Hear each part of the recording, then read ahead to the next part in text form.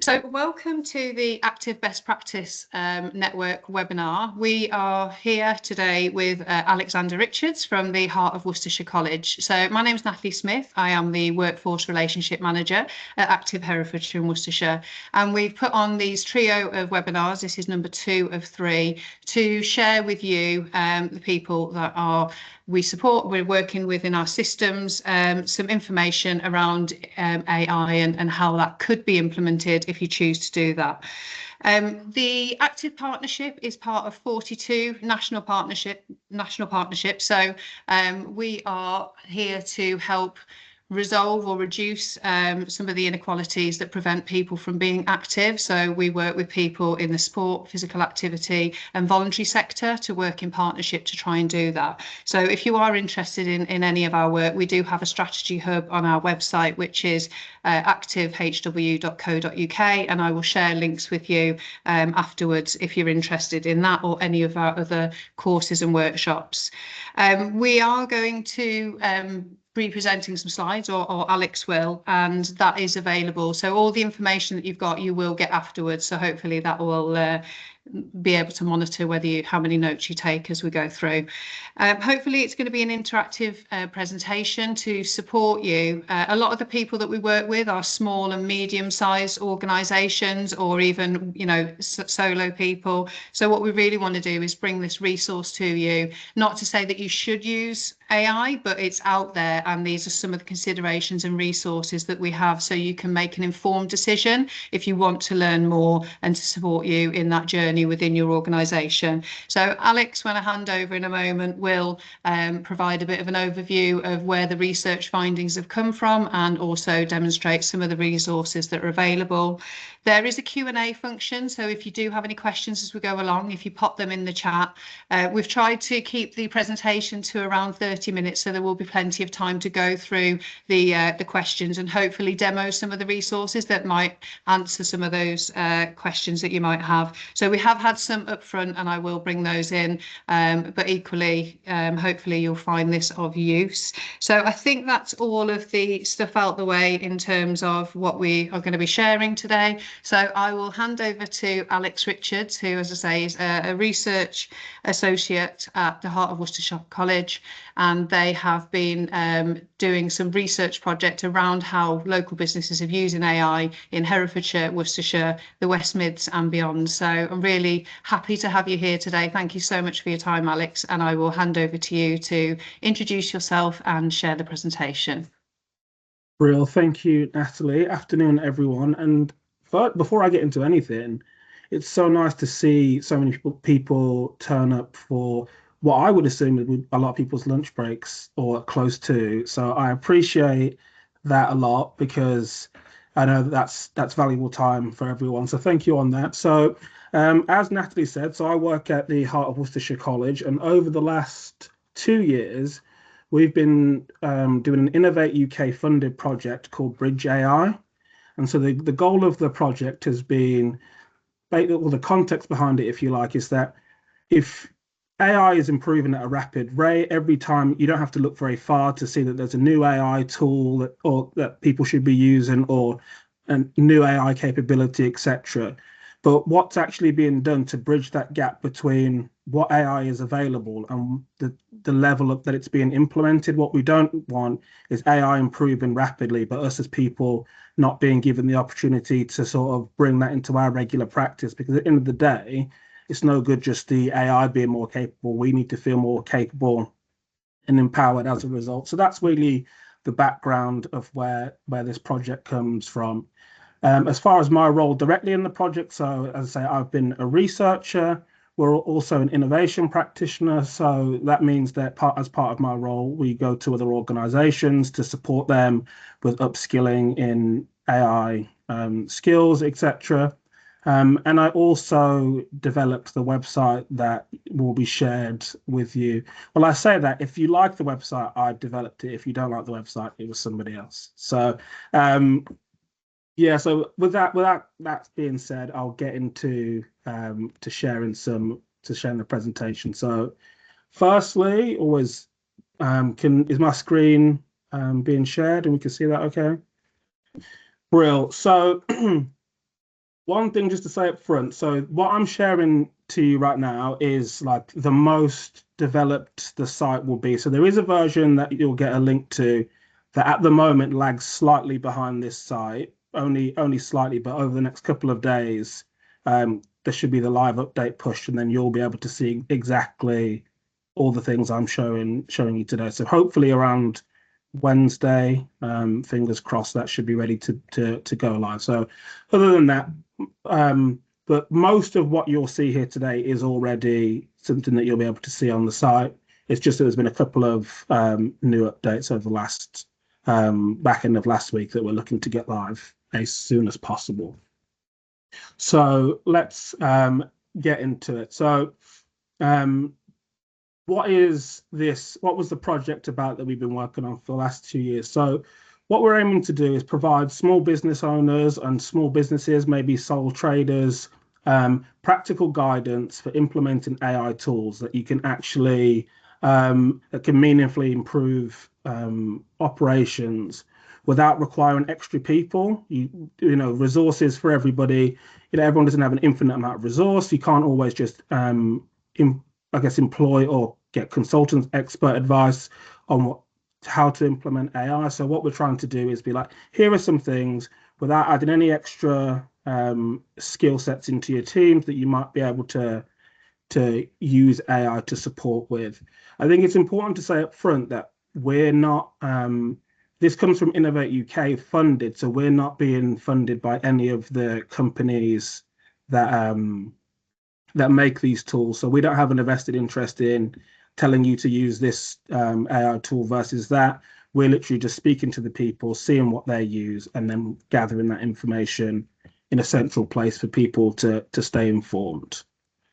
So essentially, we interviewed, well, this is our first year research. We interviewed 21 different businesses, over just over half available from the West Midlands, and just around 2/3 with between 1 to 50 employees. So really, they are small businesses. We covered a wide range of different sectors, from business admin to construction, to manufacturing, transport, so on. And as I say, it's really a practical focus about what we're going out to try and get case studies of what people have actually done to make AI improve their business operations. So what did we do? Essentially, there's a couple of aspects. One is qualitative research. So we'd go out and we interview small businesses. Other is quantitative analysis. So we're collecting survey results to see what people are using. And then there's also a third string to that, which is industry analysis. So reading all of the latest reports that are out there in the public discourse and being able to try and distill that down. A little bit of like, we've read this, so you don't have to type approach to it. Although I would still widely encourage people who are interested to read primary sources, because that's always important in order to stay informed. So in our first year, we looked at these 6 different sectors. In our second year, we've added 3 more sectors to our research. So I'll start to show what some of that looks like as we go on. But that's to say that each year that the project rolls on, we are looking at new research sectors. So this year we added education, healthcare, and finance. We like to think that the business admin sector, really that's kind of a catch-all for most of the admin things that people would do across businesses. So even if you look at, let's say, these 6 tiles and think, well, I don't work in any of those industries, so what use is that to me? We'd like to still think that the business admin side of that is some kind of like evergreen content that you can use despite what business you belong to. And what we want to have a dynamic relationship with the public. So whatever industries we have missed, we want to be able to hear from people to see what areas they'd like us to research next, and then we can add those to our research funnel. So if there is anything moving forward that you think would be interesting to learn more about, we'd be happy to be in communication with you, and we can add those to future future research projects.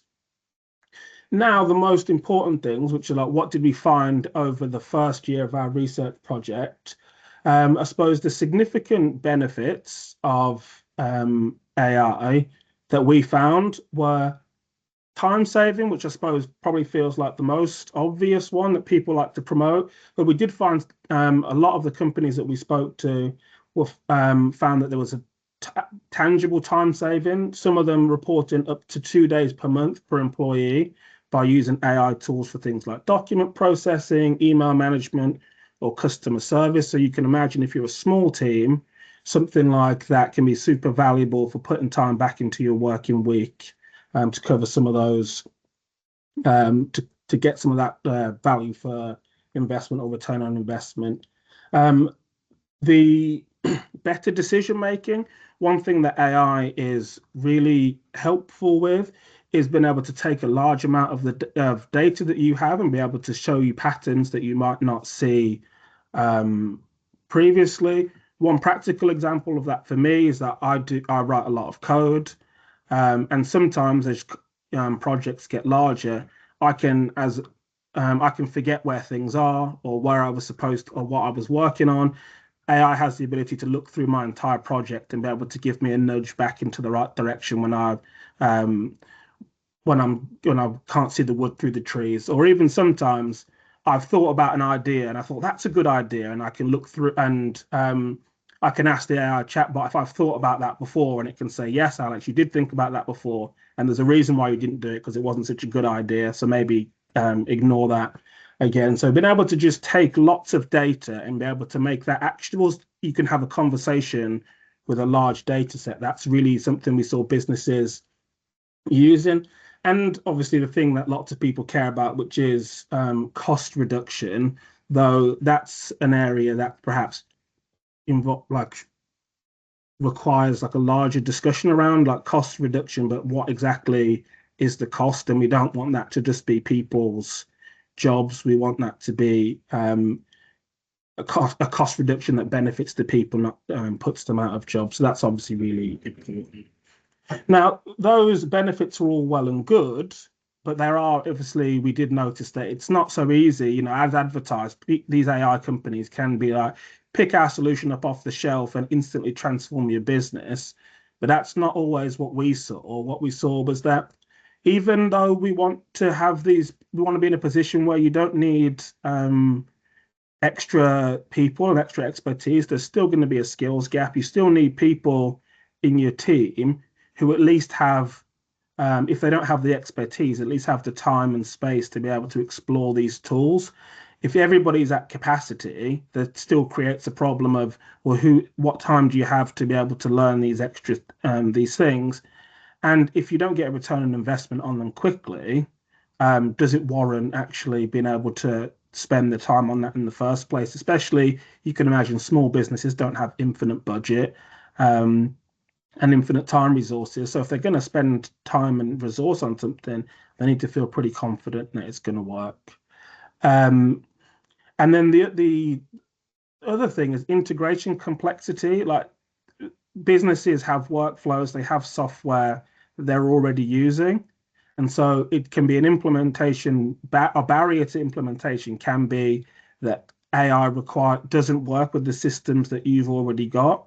If I want to give you a practical example, someone might use ChatGPT and they want to then, I don't know, create a PowerPoint, or they want to create something that's bespoke to their work, but it doesn't quite been able to transfer that into the information might be good, but the way that the output comes out doesn't exactly match what you're looking for. Then you start to get into this bit of this space where even though you might have saved time in one area by trying to tweak things so that it works for your specific use case, you might not actually save any time, and that it might just still be quicker to do the thing you did before, as you already know how to do it, because it doesn't quite work with your systems. But to avoid as many of the implementation challenges as you can, there will always be some, but some of the best practices that we saw were starting small. with a particular business challenge. So you're just trying to solve one problem.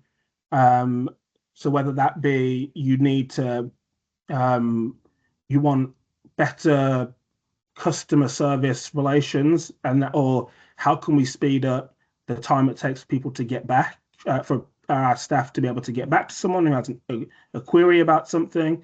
That's a single problem that you maybe want to trial AI for. And then by having a specific problem that you're trying to trial, you have a better chance of being able to understand if you've got return on investment. If you just try to buy an AI tool, or try to roll out an AI tool and say to everybody, just use this, it's very difficult to work out exactly, are we getting the return on investment, because it becomes a very abstract process. And the other thing is employee involvement. The companies that we spoke to, typically, who involve the people who are actively working on the ground, so to speak, with people and involving them in the decision-making process, that led to better outcomes. So when the people, it's no good management or whoever saying, I've been to this talk, these tools sound really good, so we're going to use those now. That doesn't necessarily work without the employee buy-in. You get a lot of resource that you've put in that ends up just sitting on the shelf. And also there's that element of, why are we using this tool? Is that going to end up replacing me? Those are real questions that people should be asking and should be concerned about. So being able to actually say and explain to people, we're getting this tool for you, or what tools would make your working life more efficient and more manageable. Those were the implementation patterns, kind of best practice that we saw. And if you're a solo, like sole trader, even those same things apply in terms of start with one task that you're trying to accomplish. Don't just buy a suite of AI tools and think now that you're going to become, have the output of, 5 to 10 extra people. So those are some of the best bits of advice I could say. Hopefully I'll say some things that are more useful than this, but I would say if there's anything that you take away from today, and only one thing, I would say that if you're going to try and use AI for something, have a really clear idea of the single thing that you want to use it for. If that's all you take away, then that would be a pretty good thing, in my opinion. So, yeah, I suppose I've kind of really covered a couple of the first two of these, but I think the third one is something that doesn't get spoken enough about, which is data strategy. Like, people want to know what happens when I write something into an AI system. Where is that stored, and what happens to the data? And those are really important questions that you should ask. And I would say that at the small business level, typically what happens is that you can get access to some of these tools for free, but it's not actually free. What you're paying for, or what you're paying with, is your data. So really understanding, the company policies around data protection are vital. As an example, if you have an enterprise solution and you're a big company, then a lot of these AI businesses will afford you more data protection. Whereas if you're just buying a single account, typically there's less data privacy. And by that, I mean that it's something that these companies can use to make their AI systems better moving forward. So I think it's important, whenever you try to understand not just what the capabilities of the tools are, but the broader ethical implications around what happens to our data, how is this being used moving forward. Those are really important considerations that might impact what you choose to invest or not invest in. For example, and a lot of these companies, they have like an opt-out policy. So by default, they'll say, we'll train on your data and you have to tell us not to. And it's a little bit like when you want to cancel a subscription. You know how it's easier to get to buy a subscription than it is to cancel.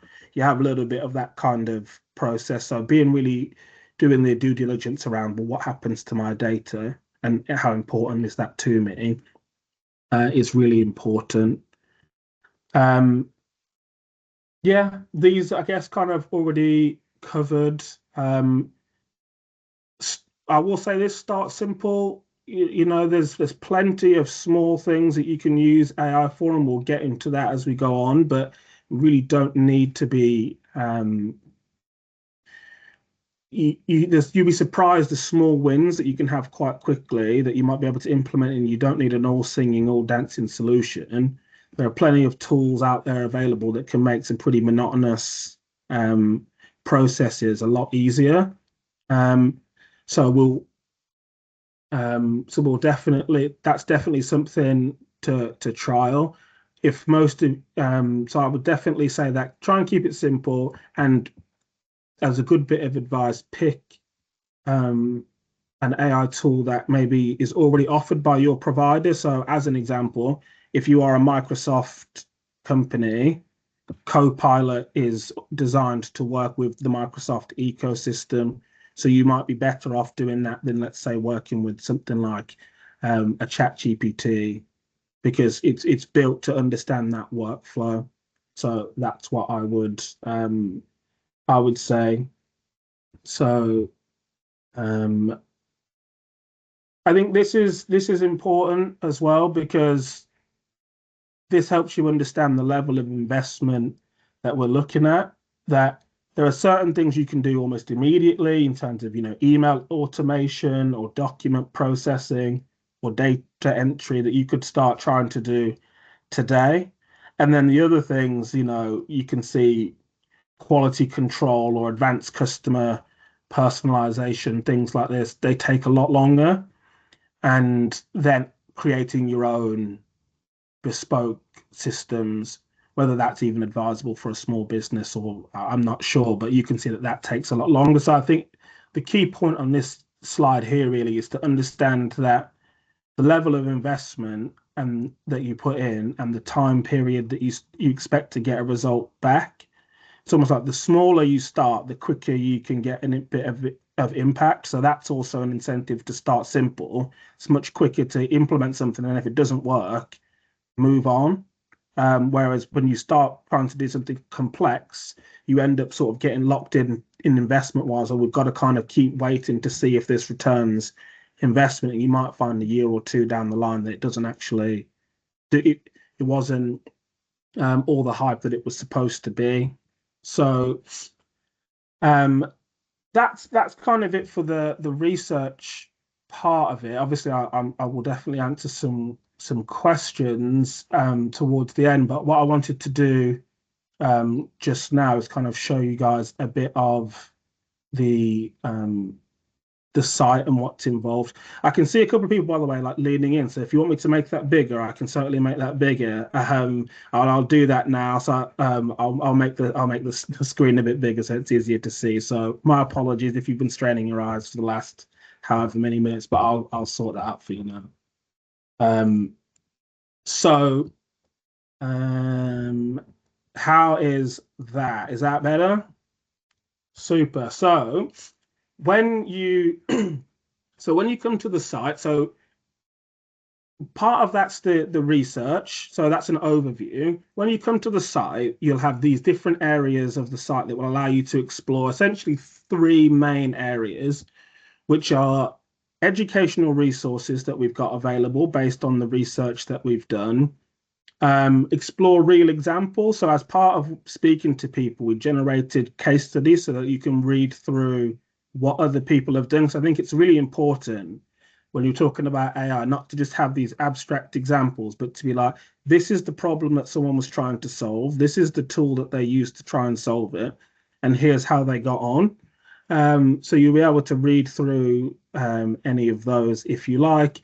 And then we have the sector research. So that's where we do a bit more of a deep dive into different industry spaces and look at stuff. So what I will do, because I know that I'm mindful that we want to have some time for questions and a discussion, but I'll just do a few little clicks around so you guys can get a bit of a sense of what is involved in the site. And as I say, if you don't like it, it was someone else. I didn't have anything to do with it.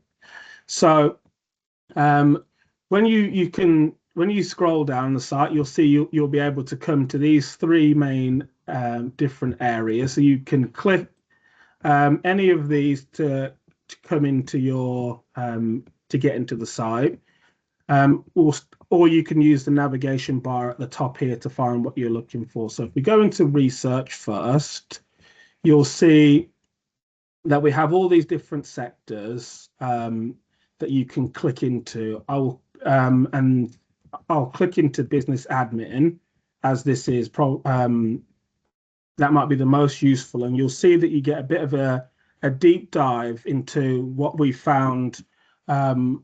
This is, I suppose, more of that kind of desk research element that I spoke about before. This is where you can find that kind of information. So you'll find some statistics at the top of each page that are kind of the key findings. So you can see here the biggest gap for small businesses is the skills gap. It's making sure people feel confident to be able to use AI to improve their business processes or workflows. What you'll then typically be given is, the what this means for you kind of card. So if you're a business owner, teams, or if you're a HR manager, different areas that you can look at to see why does any of this seem relevant to you. So we're not just trying to present stats, but we're trying to show why this is it's important and it needs to be actioned. At the end of the day, at the high level, it's that people need training. People need to know what's out there, and they need to feel confident about what to use. Because if you don't have that, you just keep investing in tools that sit on the shelf. Like that's the important message. And when you're a small business and you don't have your time poor, as I say, you don't have the luxury at buying things people don't use. You want to really get that investment. And then what you get as you scroll down in each of these is you get like a bit of the story arc at the moment. So you sort of get the headlines at the top, and then we sort of dive into like what the story is in that particular sector. So we can see here, and then obviously we get our nice graphs. You can see that, broadly, there's almost as many failed attempts at implementing AI for small businesses as there are for people who are being successful. So it's pretty close. And you can see that one of the big differences there is the skills gap. People who invest in developing AI skills have a much better chance of being successful. People who don't and just try to roll them out are pretty likely to be unsuccessful. But then interestingly, almost half of the people at the time of this research, which would have been 2024, 2025, so don't hold me to these statistics today exactly, but it still gives you a good picture, still don't have any plans to utilize AI at all. Now, if you feel like AI is not right for your business, then that's a totally valid position to be in. But if you're not sure, if those no plans are a bury your head in the sand moment because you're not really sure what to do, then that's where really trying to build the skills so you can make an informed decision really comes in. So I would definitely say that there's plenty of businesses that you're at risk. There's a competitive risk, or there's and I don't even want to say a competitive risk. I think how I read this is that people's expectations of what you can offer as AI gets more and more integrated goes up. People expect you to be able to work quicker, etc. And so if you're not at least aware of what's available to you, then you obviously are at risk of not being able to offer the service that you would like. But as you can, if I show here, it's not just about so for the SMEs at large, 72% can't find AI skills, but only 12% are actually invested in training. So it means that people aren't really being given the chance to even decide, to upskill in these areas. So you can see people are looking for these skills, but very few are on offer. And so that's going to be a real challenge moving forward, which is that we're going to need people who are good at with these tools.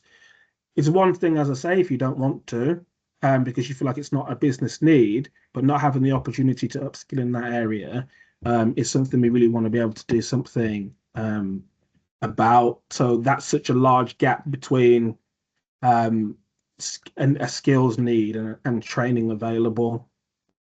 And this is what we always try to do, which is we're not just trying to sell AI, but we're trying to be critical about what actually is the case. And the truth is that as people adopt more skills for AI, there's also a risk of obviously critical thought being reduced, that we as workers get relegated to just checking an output and going, well, that looks okay, and then just forwarding it on. But what happens is, as we start to develop more confidence that the AI got the right answer, we will check less. And then now we're at risk of sending things to people that we have no real idea about, because we're not used to actually look at it. It's comfortable and convenient to say, write me this email or write me this report or do this or do that. And our skills as people start to atrophy. So that's what that's why it's not just about making these things available, but it's also about making sure that we're training people to still maintain those critical thinking skills. So skills don't become less important really with AI; they need to become more important. So that's kind of this is kind of the kind of trajectory that we're on, which is like we would search for information. That's something that we would have to do. Now we're verifying generated AI outputs. I might make this even bigger if that's still too small. Then we go from solving to adapting. So sometimes you might create a solution for something from scratch. Then you might get AI to suggest a few ideas, and then you might adapt those to your particular use case. So these are kind of the skills that we need to start working on. We need to adapting AI outputs is going to be a new skill, and doing the skill completely yourself to be able to guide an AI to do something well enough for you to free up some time. Those are going to be some of the skills that we're going to need. So those are kind of essentially, this is a look at, if you look at any of the different research sectors that we've got available, you'll find obviously different content, but that's broadly the structure that you'll find in there. And I think the last thing I will show is the case studies. So again, we have these case studies. At the moment, we have 21 of them. These are being added to all the time, and you can either filter by the industry that you're most interested in, or you can just start to look and read the case studies. And so I'll click into one of those to show you what you can find. So it's literally they're like drop downs that sort of try to break down a particular background, challenge, implementation, etc. In manageable chunks for people to read. And there's also an option to share these with other people, to save them to your, or to share them. If you go, I read this interesting case study and I want to share that with somebody else. So in the coming days, this will be my plea. If you do use the site past Wednesday, we've just implemented a feedback channel. So if during any research, any resource, any case study, you'll be able to you'll be presented with this at the bottom, and it will give you an option to say yes, it was helpful, or it wasn't helpful. It's anonymized, by the way, so like you're not at risk of me coming back to you with an email to ask you to explain yourself if something wasn't so helpful. But what it helps us do is just keep refining the resources that it works for the people that we're trying to support. So you can write comments as well. So you can say, yes, it was helpful, no, it wasn't, and you can explain why if you feel like that's important, or you can simply just click yes or no. But that just helps us, just make better resources. And that doesn't require you to have a login. It doesn't require you to share any information about you. All we're collecting is anonymized data. So we're not, you don't give us anything other than feedback by sharing that. So if you do find something useful or not useful, those are both really important things for us to hear about. So I think in the spirit of making sure that we have time for questions, unless there's anything, Natalie, that you would like me to say that I haven't said, I'm happy to stop and field some questions, if that makes sense to you. Yeah, thank you. That was really informative. I think yeah, if we do pause for some Q&As, because I think we've had some that will come in before, and I think if you want to leave. Oh, I was going to say, no, it's fine. No, it's fine. I was going to say, because I think some of them will direct to some of the resources that maybe haven't been covered just as yet. So sure. That's fine. Thank you so much for going through that. As I say, that's a free resource that people can go into different sections. And I think when we spoke, you were talking about there's kind of a beginner, there's different kind of levels of standards in relation to when you see how many minutes it is and what you're going into, that you can look if you're at beginner level or intermediate level. So I think obviously depending where people are on their AI journey, that's really straightforward to find what they want to sort of start off with and find the right level, wasn't it? Yeah, just on that quickly, I will say that this is where I should have let me just whip this back up quickly. So on the resources, as you scroll to the bottom, I appreciate that there's a heck of a lot of information on here, and you might only care about one or two things, because that's how I would be. And so what we've tried to do is that if you click through here, it'll basically, you'll only have to tap in 3 taps. You tell us what industry you're interested in. You might tell us, are you interested in case studies, resources, and where you are in terms of beginner level. We'll then give you a recommendation of where you need to start. So in 3 clicks, you can make this website much more targeted into terms of where you want to go, because I appreciate that there's a lot of information. We're trying to serve as many people as we can, but we also want to make that user friendly, so that people can get what they need from the site without having to trawl through every single case study, research finding, etc. So just wanted to add that. Excellent, thank you. Okay, so we have had some questions. If you've got a question, then please do pop it in the Q&A just while we're going through these initial ones. So it has been a question before, which was, have you got any advice or support for sort of small teams? I know you've covered some of that, but I mean, I don't know if you want to sort of have a look at the education resources where there's the short videos and the e-learning section, whether that and obviously any other answer that you have around that. Sure. So yeah, in the resources tab at the top here, this is what you'll be taken to. And you can see that we have a range of different like, I guess, like learning journeys. So we have get started using AI effectively, AI by application. So we're trying to input ethics, which is an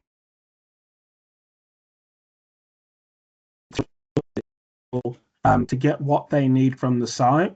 I think how all of the resources are, if I click into it, actually, I don't know why I'm describing something I can just show. As this is what you'll be presented with if you click in here, and what you can see is that what we've done is we've time stamped how long we think it would take to complete the resource. We've put in some learning objectives for what we think you'll get out of it. So you can see here that you'll have, and they're always arranged by difficulty level. So you'll always have the beginner resources at the top, and then only as you scroll down do you find that they increase in difficulty. Obviously, the get started one they're all beginner level because that's what it's designed for. But ultimately, whether that be different videos and so on, that's what you can get in here. As far as any for a small business, we do have this resource, which is just an AI for small businesses practical guide, and it's designed to help you explore what AI tools seem to make most sense for you, and it's really based on what you kind of work through. Again, I don't know why I'm describing it. We can just show it, right?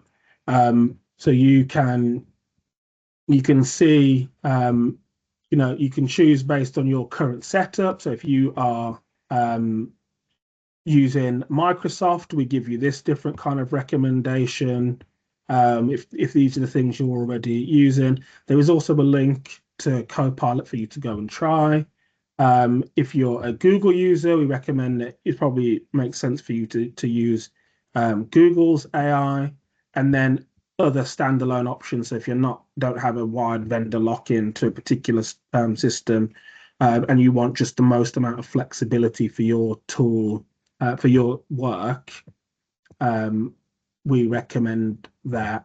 And then we also have some simple do's and don'ts that we recommend no matter where you are starting, and maybe also a list of ideas that AI might be commonly used for if you want to use that. So hopefully that covers that as a question.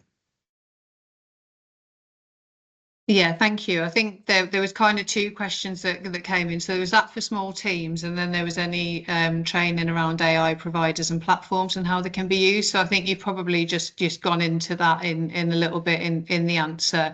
I know that there are some elements on the website where you can actually go through workflow kind of tools, can't you? Where you can see where the kind of the bottleneck or the pain points are within what you're trying to do, and if you want to explore AI as a solution, this is where some of the other people have done. But in the earlier version of the website, it did talk about that actually it might not be that AI is the solution. It might be that it's a process or something else you can do internally that would actually solve the problem rather than using AI. Is there anything you want to kind of share around those aspects? Yeah, no, totally. You can imagine within my role, I get my colleagues all the time saying, "Oh, Alex, we could use AI for this, right? And we could use AI for that." And I say, "We could, or you could use this tool that we already have that does exactly that uh, that process." So, as an example, I had someone come to me last week, and they wanted to um, give students a form, and then students fill out a form, and then it goes to it's populated to a spreadsheet, and then they can get all of these like data, like charts and so on. And they're like, "Could you build us like a custom AI solution, Alex, that does this?" And I was like, "But the Microsoft form exports to Excel, so that at a button, so you can use that. And then if you want to use Power BI, which we have to make a dashboard, you can do that. And that would be much quicker than if I was to just make you a custom solution. And you're only doing this thing once a year. So it's not actually a good use of um it's not a good use of resource to use AI for that. I suppose AI makes most sense when something's very repetitive, very predictable, um, and doesn't require you to be 100% accurate. If it meets that criteria, then I would say maybe think about exploring AI. But linking back to that, start with one use case and go from there. That's why that's important. It's not a useful thing, in my opinion, or from what we found, but from the research that you just plug AI into everything because AI could do something doesn't mean that it needs to. And so I would say that, yeah, don't make AI the solution for every problem that you've got in your processes, and because it won't be, for sure. And sometimes I've had to spend more time correcting AI stuff after the facts and wish I never even bothered trying to use AI for that in the first place. So there is that side of it as well. Thank you. And just one of the things that in terms of, it's probably a two-part question, but in terms of the ethics, and I think a lot of stuff that comes up, particularly in the network that I'm in and within our organisation, is around the environmental impact and obviously sort of how much energy and water and things that data centres can use, and obviously about the kind of the balance and the offset of that for people using AI. And I think particularly if it's a small organisation, it might be that it frees that time up for people to spend with people. Or I think one of the case studies talks about that actually the time that they've saved, they've actually been able to engage with people face to face, which they weren't able to do before. So anything around, and I know there's some videos, anything around the kind of particularly the environmental kind of ethics and how people can have a look at making an informed decision around that. Yeah, so two important things. One, that sometimes you'll see banded around things like one prompt uses this much water or something like that. But a prompt is not a standard unit of measurement. So that's not right. You can't measure things in prompts. I could write a really long prompt and say, analyze this book, or I could just type hello and it says hi back. And they're both prompts, but they're not the same. They're not using the same amount of energy. So I would be wary of things like that where people want to make exact claims. That's not me trying to say that environmental challenges aren't real, by the way. That's just to say that that's something to be wary of. The other thing I would say is that most AI providers will have different degrees of like computing power for different models, and there'll be a model that is a lot smaller and a lot more efficient that doesn't use as much energy. So off the top of my head, you could have like ChatGPT 4 Mini, I think it is a lot less uses a lot less energy than GPT-5 as an example. So I would say as best practice anyway, I would try and always start with the smallest model or the one, and if you feel like you can't get what you need, then maybe it's time to scale up. But the way that they've improved these days, the models, they can do remarkably impressive things with like, a fraction of the computing power. So I would say that that's definitely um, something to consider. The other part of that would be that um, if the AI provider that you're looking at is not disclosing any of those kinds of bits of information, not being transparent, that might be a bit of a clue as to who you might want to, what provider you might want to choose. And then I guess on top of that, which is like if you don't have to, then don't. Like I can write my own emails. How long and complicated can the email be? Um, I can read, I can read my own email. So there's plenty of things that I can just do that don't require AI to do. And I think again, that's where it goes back to that being responsible means you have a clear use case. And in that use case, you should be thinking about, in the environmental impact as part of that. Do I actually need an AI solution? It's something you should always be asking, because even if AI can do it, is it environmentally cost effective to do it, is what I would say to that question. Thank you. You talked earlier about some of the kind of industry research, and you talked when we were talking about there was an example of an organisation who tried to integrate a customer service chatbot and it didn't quite go to plan. Do you want to kind of share the outcome in that if you're happy to?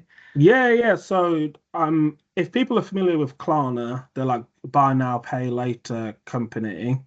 There was a situation where they tried to use AI voice agents for like customer service. And so they got rid of a huge amount of their staff, thinking that AI was now competent enough to handle all of that. And it turns out relatively quickly they received so many complaints that they had to hire their staff back on higher salaries. So they tried to, so you invest in the money for the technology fails, and then you have to invest again back in your staff. So sometimes it's this idea that we're in a place where AI is ready to be taken over, large jobs on its own. It's not true, and people want to. It's not even just about especially in customer service, it's not just about what AI can do, it's what you want AI to do. Like if I want to speak to someone to complain about my car insurance, don't know if I want to speak to a computer that's not really understanding how upset I am about this new premium or etc. So I think it's important that on two levels. One, people didn't want AI, but two, it wasn't actually fit for purpose, and it cost the company a heck of a lot of money. So it's just something to think about. Thank you. So just two more sort of ones just before we go, and then we'll wrap up. So, and again, just probably while we're on the ethics, and then we've got thoughts and reflection from somebody. So this is something that came in before. And I think we did discuss this kind of briefly in terms of people worrying about AI getting out of control and kind of being used maliciously, or, you know, the kind of the ethics and monitoring of how fast things are developing. Any thoughts that you can share based on your kind of research and reading around that? Yeah, so one of the big ethics branches of research, if for those who aren't familiar, is AI alignment. And what AI alignment is about is how well aligned the AI's goals are to our goals as human beings. So an example of that might be you want an AI to be helpful, but are we in alignment on what helpful might mean? So I think an example might, if I'm a teacher, helpful might be, pushing back on the students some of the questions that they ask so that they think for themselves. But if AI understands helpful as just give me all the answers, then we're now not aligned in our idea of what helpful would mean. And so there are companies, one that I'm familiar with called Anthropic, who develop Claude, for those who are familiar with that model, who publish a lot of their research on alignment, which is how well AI tools, understand what we mean by certain like more broad constructs, so that we can have more confidence that the AI does it does what we think it's doing. Because ultimately, you didn't think about it like this. There are plenty of us. If I ask you what you were thinking about a subject, it's not always clear. You sort of, maybe the answer is just obvious to you, so you give me the answer, but it's not exactly the case that your explanation of what you were thinking and what you were thinking are always the same. And AI has the same kind of capacity. I could ask ChatGPT, why did you tell me this? Can I actually trust that when it says I did it because X, Y, and Z, that that's actually what it thought versus that's the answer it thinks that I want to hear? So there is research that happens a lot and that is published. If you want to, for those who are interested, if you're a super nerd like me, then AI alignment and Anthropic in particular is a useful place if you want to understand what are the chances that AI goes rogue, if that's something that you're interested in and concerned about, which is a good thing to be concerned about, by the way. I would definitely recommend them as a resource of a place to look. Excellent. Thank you for that. So yeah, will say I'll send out an email to everyone who's attended with the link to the website. And you can obviously just sort of have a navigate and have a look, and definitely the e-learning and the videos. Some of the videos are only a minute 30 and there's further e-learning. So please do familiarize yourself with the bits that matter to you. So the someone saying, thanks for the presentation. A couple of thoughts, questions. Do you think AI is rather misunderstood at the moment? And what do you think the direction of travel is for the 43% not engaged and those with failed attempt from the presentation summary? Is it changing quickly? So just final kind of thoughts on that before we wrap up, if that's okay. Yeah, so good questions, really good questions. So do I think AI is misunderstood? Yes, I do think that's the case, in that AI is confused with automation. And the reason why it's important to understand the difference between those two things is that automation follows preset rules that you define, and then it just does whatever it is that you say.